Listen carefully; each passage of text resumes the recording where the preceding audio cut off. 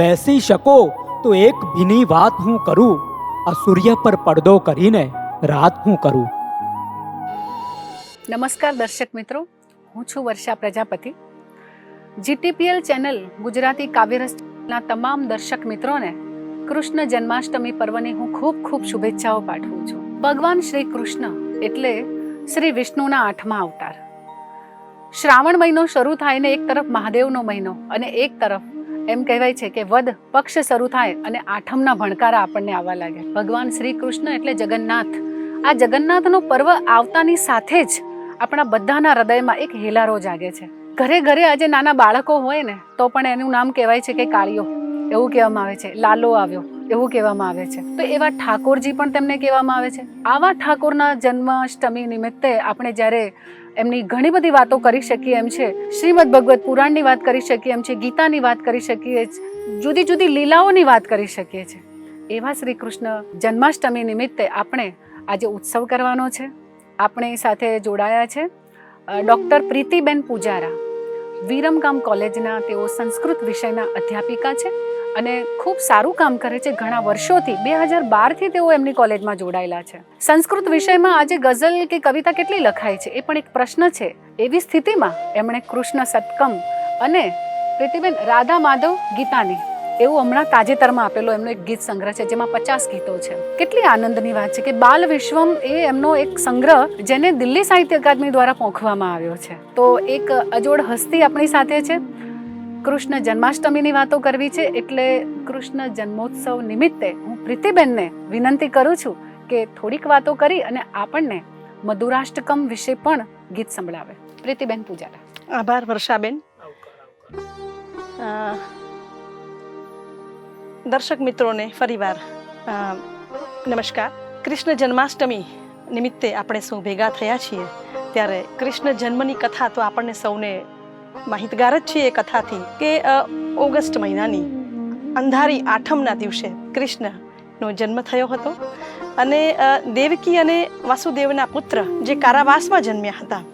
કંસ જ્યારે માતા દેવકીને એની બહેનને સાસરે વળાવવા જઈ રહ્યા છે એ વખતે આકાશવાણી સંભળાય છે કે તું તારા બેન અને બનેવીને જ્યાં મૂકવા જઈ રહ્યો છે એ તારા બેનના 8મા સંતાન દ્વારા જ તારો વધ નિશ્ચિત છે. અને આ વાક્ય સાંભળતા જ કંસ દેવકી અને વસુદેવને કારાગારમાં પૂરી દે છે અને બંનેને મારી નાખવાની વાત કરે છે. ત્યારે દેવકી આજીજી કરે છે કે મારા દરેક પુત્રને હું તને સોંપી દઈશ પણ આ વધ ના કરો.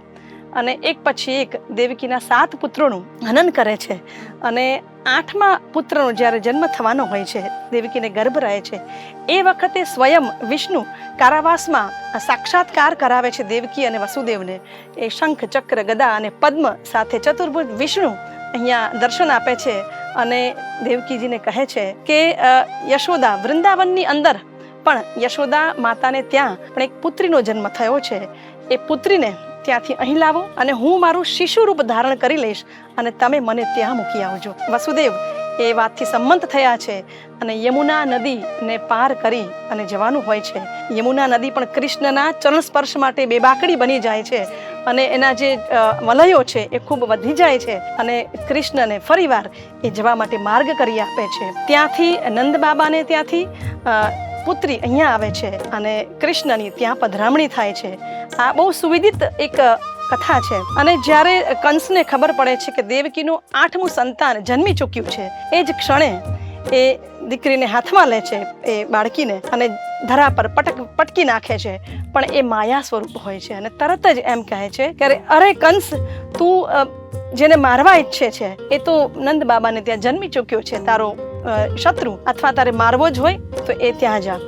અને એમ કરી અને માયા સ્વરૂપ જે છે એ આકાશમાં ઉડી જાય છે અને કંસ બેબાકડો થઈ જાય છે કે હવે મારે કેવી રીતે દેવકીના 8મા પુત્રને મારવાનો છે. આ જન્મ કથા આપણે સૌ જાણીએ જ છીએ, પણ મારે એક બીજી વાતને અહીંયા સાંકળવી છે સંદર્ભને. એ કંસની હત્યા એ કૃષ્ણ જન્મનું એક મૂળભૂત કારણ બને છે. તો કૃષ્ણ એ રાસ છે, કૃષ્ણ એ લીલા છે, કૃષ્ણ એ ઉત્સવ છે, કૃષ્ણ એ સેલિબ્રેશન છે. અને શા માટે? કારણ કે કૃષ્ણ જન્મની સાથે એક આશ છે, એક આશાનું કિરણ છે કે જ્યાં જ્યાં અધર્મ છે, જ્યાં જ્યાં દુરાચાર છે, જ્યાં જ્યાં દુષ્ટતા છે, જ્યાં જ્યાં આસુરી વૃત્તિ છે, એનો અવશ્ય નાશ થશે. એ હેતુસર પણ આપણે કૃષ્ણ જન્માષ્ટમીને ધામધૂમથી ઉજવીએ છીએ.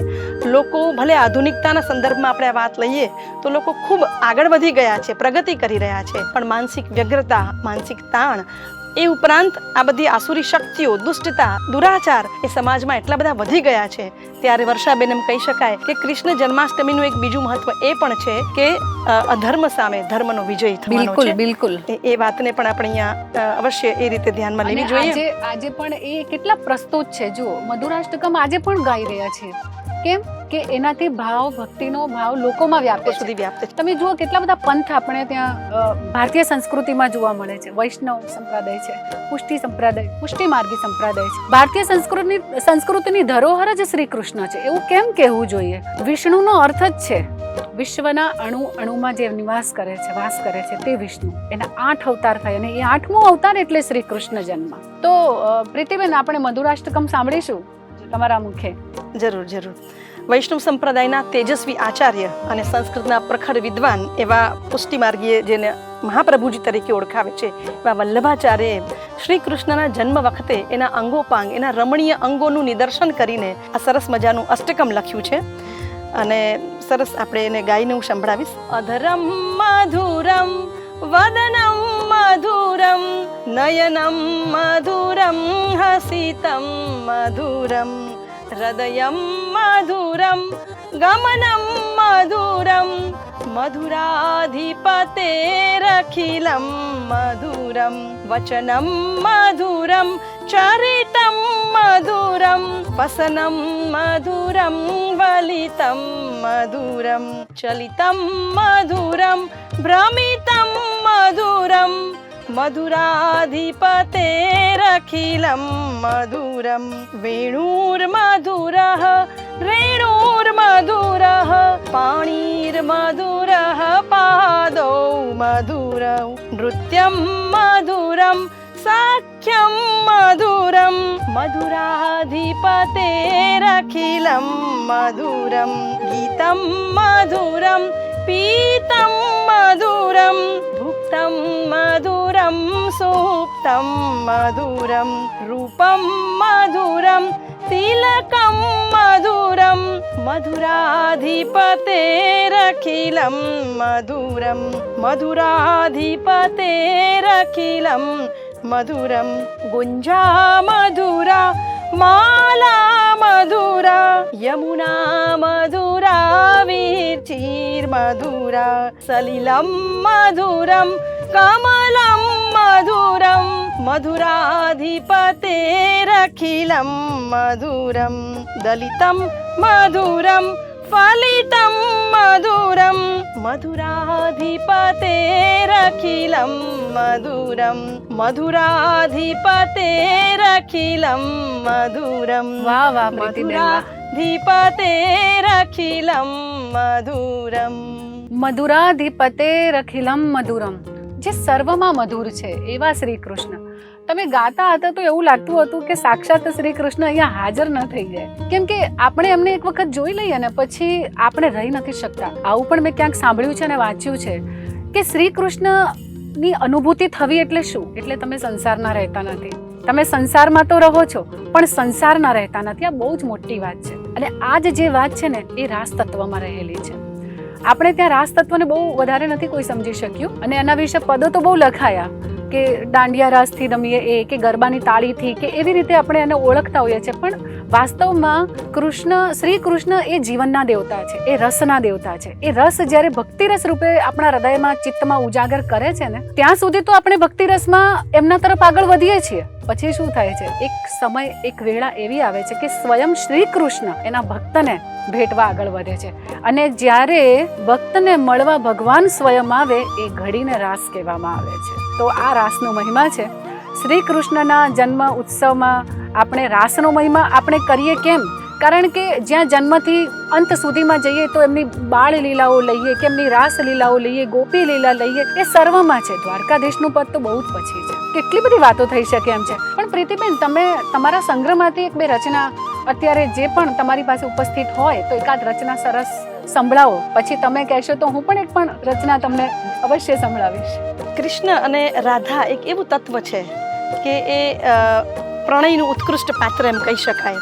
અને એવું નથી કે રાધાને જ કૃષ્ણનો વિરહ થાય છે, કૃષ્ણ પણ રાધાના વિરહમાં એટલા જ જુરે છે અને એટલા જ એના પણ ભાવો રાધા પ્રત્યેના સુમધુર ભાવો વણાયેલા છે. તો એવું જ એક ગીત છે કે જે કૃષ્ણ કહે છે કે ભાઈ રાધા એક વખત કૃષ્ણથી રિસાઈ જાય છે વર્ષાબેન, અને કૃષ્ણને મનાવવા માટે જે પ્રયત્ન કરે છે કે તારું માન, તારું અભિમાન હે ગૌરી તું છોડી દે, અને તું જ્યારે હાથ છોડાવીને જતી રહે છે ત્યારે મને કેટલું દુઃખ થાય છે, તું મને બહાનું કાઢીને જતી રહે છે. આવા અનેક ભાવો સાથે 2-3 પંક્તિ હું ગાઈશ ખાલી અહીંયા.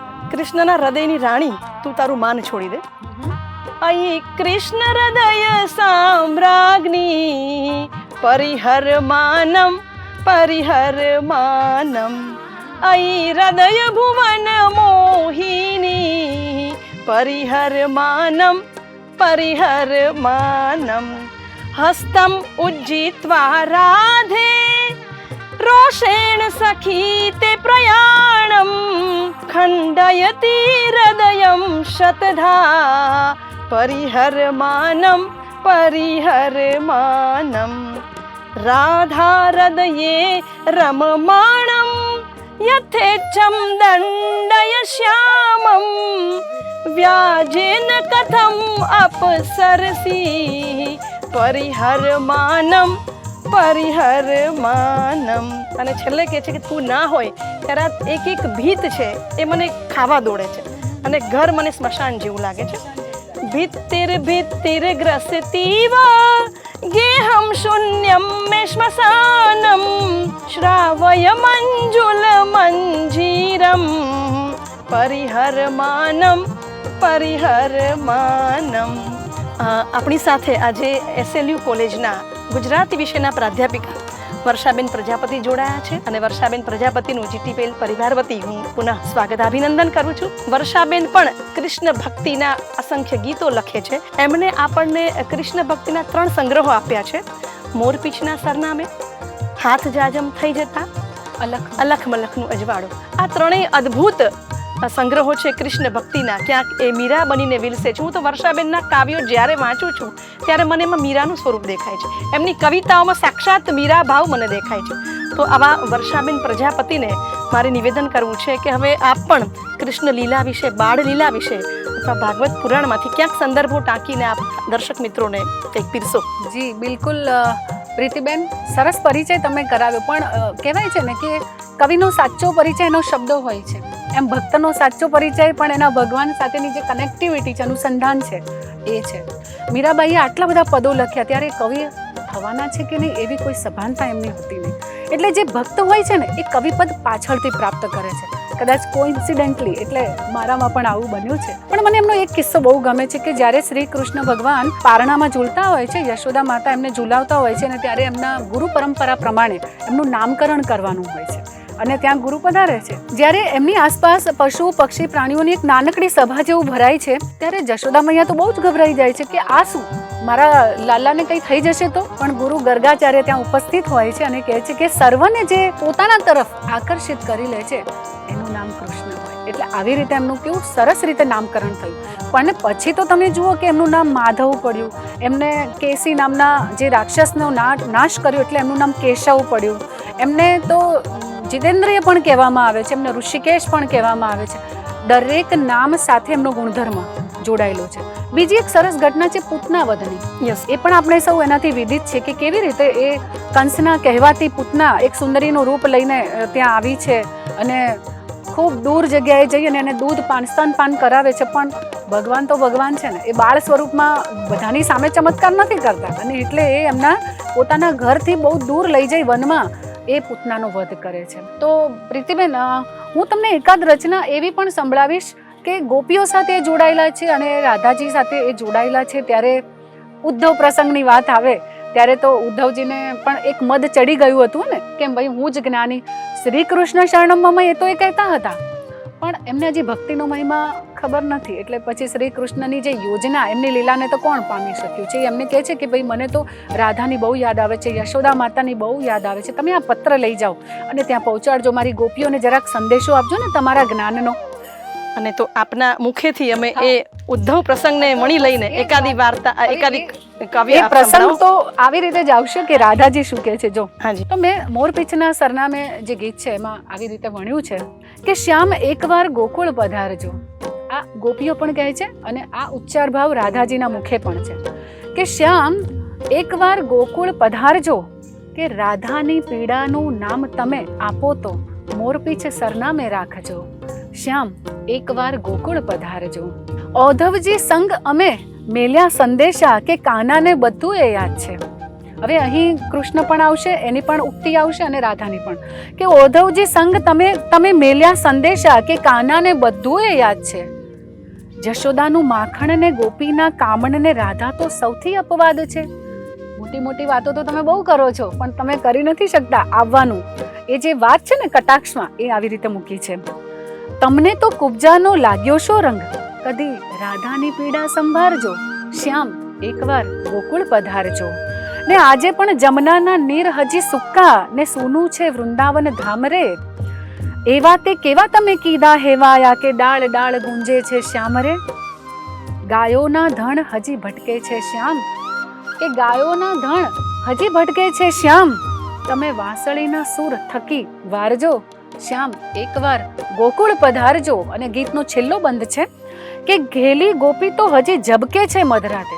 આ કૃષ્ણ ગયાની સ્થિતિ છે કે ઊંઘમાં પણ ઝબકતી રહે છે. ઘેલી ગોપી તો હજી ઝબકે છે મધરાતે, વ્રજમાં રમાય જાણે રાસરે ભણકારા. ને એને તો રાચવું છે મનગમતી પીડામાં, એને તો રાચવું છે મનગમતી પીડામાં, છોડીને જગની મરજાદ રે. ઋણાનું બંધ તમે વિસરી ગયા શ્યામ, કે ઋણાનું બંધ તમે વિસરી ગયા શ્યામ. જન્મોનું સગપણ નિભાવજો. અહીંયા બધા અવતાર આવી ગયા. જન્મોનું સગપણ નિભાવજો શ્યામ. એકવાર ગોકુળ પધારજો. રાધાની પીડાનું નામ તમે આપો તો મોરપીંછ સરનામે રાખજો. શ્યામ એકવાર ગોકુળ પધારજો. ખૂબ સરસ વાત કરી. શ્યામ એકવાર ગોકુળ પધારજો. ભાગવત પુરાણમાંથી આપણે બાળલીલાથી શરૂ કરી અને કૃષ્ણ ભક્તિના ગીતોમાં અમે તરબતર થયા. વર્ષાબેન, ખૂબ સરસ મજાની આપના સંગ્રહમાંથી આપણે એક બે રચનાઓ અમને સંભળાવી. પણ પ્રીતિબેન, હું તમને અહીંયા એટલે અટકાવું છું કે આપણે જન્મની વાતો બહુ જાણીએ છીએ, પણ એમની જે કરણી છે એ શ્રીમદ ભગવત પુરાણ છે, પણ કથની છે એ શ્રીમદ ભાગવત કથા છે, એટલે ગીતા છે. તમે થોડીક એના વિશે પણ એક બે વાતોનો પ્રકાશ પાડો. શ્રીમદ ભગવદ્ ગીતા વિશે એમ કેવું હોય તો એમ કહી શકાય કે કૃષ્ણ જે કુરુક્ષેત્રના મેદાનમાં અર્જુનને જે ઉપદેશ આપે છે, અર્જુન માત્ર રૂપક છે, અર્જુન એક નિમિત્ત છે, પણ વાસ્તવમાં અર્જુનને આપેલો જે સંવાદ, જે ઉપદેશ છે એ માનવ માત્રને લાગુ પડે છે. કારણ કે એમાંથી મારે એક બે વસ્તુની જ વાત કરવી છે કે ત્રીજા અધ્યાયમાં કર્મયોગની વાત જ્યારે આપે છે ત્યારે કૃષ્ણ સમજાવે છે, અર્જુન જ્યારે બધા જ હથિયાર હેઠા મૂકીને નિર્ધાર કરે છે, વર્ષાબેન એમ કહે છે કે હું યુદ્ધ નહીં લડું. સિદંતી મમ ગાત્રાણી મુખમ ચ પરિશુષ્યતે, મારે આજે યુદ્ધ કરવું જ નથી. તે વખતે કૃષ્ણ એમ કહે છે કે ભાઈ તારે યુદ્ધ કરવું જોઈએ. શા માટે કરવું જોઈએ? કારણ કે અત્યારના જે યુવાનો છે એ અર્જુનથી કંઈ જુદા નથી. અત્યારના યુવાનો અસમંજસમાં, દ્વિધામાં એટલા બધા હોય છે કે શું કરવું ને શું ના કરવું, ત્યાં અટકી પડ્યા છે. પણ એ અર્જુનની સાથે કૃષ્ણ સ્વયં હતા, એટલે એમની પાસે તો કોઈ સવાલ જ નહોતો. પણ આ અત્યારના યુવાનો, જો અર્જુન રૂપી યુવાનો છે, એમને કહીને કૃષ્ણએ કહ્યું છે કે અર્જુનને એમ કહ્યું છે તું જો યુદ્ધ નહીં કરે તો શું થશે?